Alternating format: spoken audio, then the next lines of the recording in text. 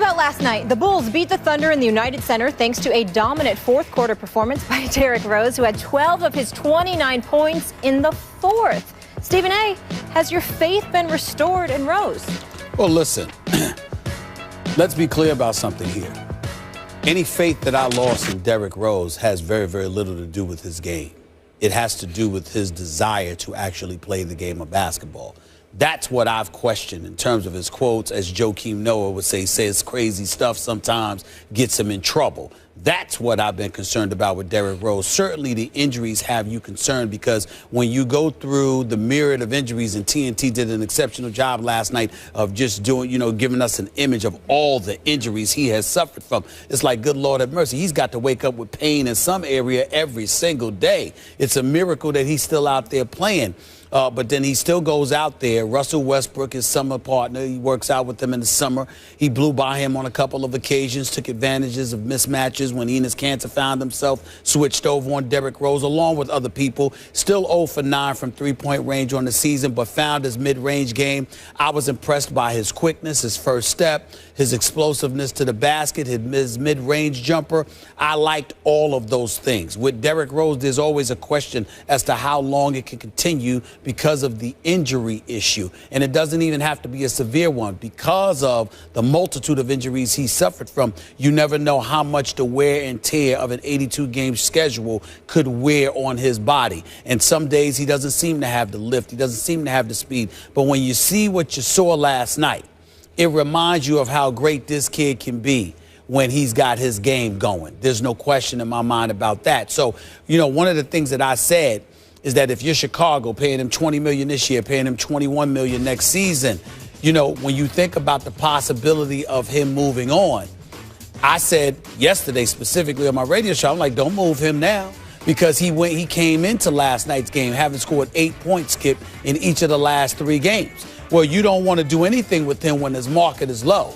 What you want him to do is to go out there and play lights out. And then you entertain making a move or making the decision as to whether or not you're going to make the move. Right now, I was impressed with what I saw from him last night. There's no question.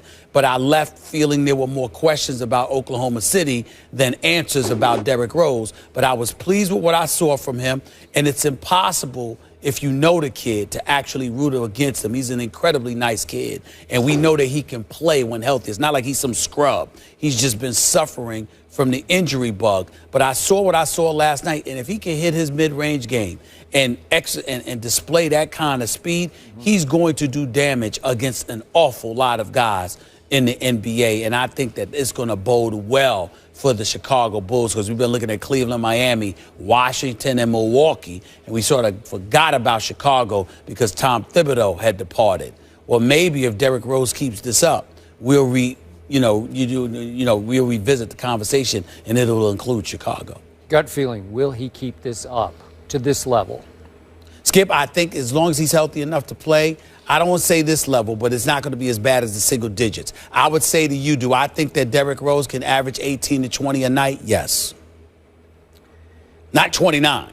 I know we're way early in this season, but what struck me after that game was over last night is that that game was something of an indictment of Derrick Rose in his passion or desire or urgency with which he attacks the game of basketball. Right. And by the way, I got the last 3 games at 8, 6, and 4. He did have an 8, but the 8 was in a loss at Detroit, and then he only scored 4 in a blowout loss at Charlotte. Yeah, you're right. You're right. All right, so not to, no big deal. But okay, so he goes 8, 6, 4. Then he scores 10 in the last 3.5 minutes against the Oklahoma City Thunder of Russell Westbrook and Kevin Durant. Yep. Well, that's pretty special stuff. That's all-star stuff. That's former MVP style stuff, right? Yes. And I'm thinking, where was that? I'm sure a lot of Bulls fans think, where did that come from, and why don't we see more of that on a nightly basis?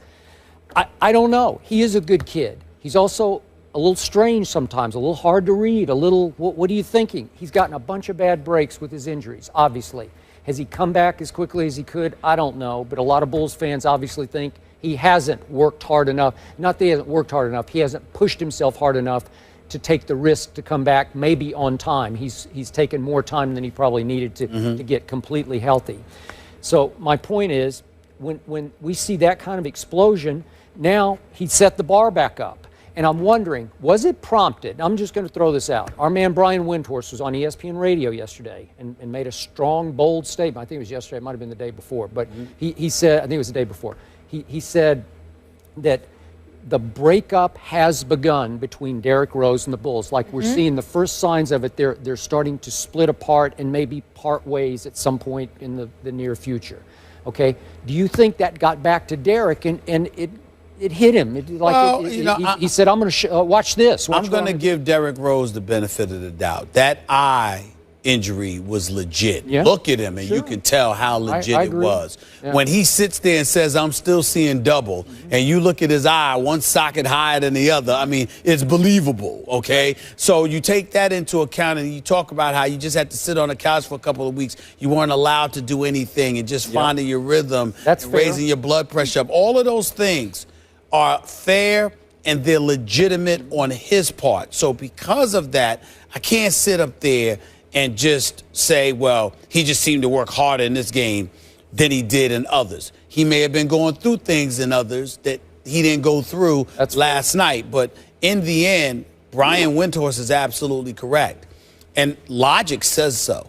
Because if you're the Chicago Bulls moving forward, how can you plan a future with Derrick Rose, considering not only the plethora of injuries he has suffered from and how much he's been debilitated despite his youth, but on top of it all, how so concerned he appears to be about it that he speaks about life beyond basketball seemingly at every turn. If you're the Chicago Bulls, that's not somebody that you can enjoy paying $20+ million to per year. So I think that everybody knows what Brian Windhorst was saying, and I think Brian Windhorst was absolutely right to say so.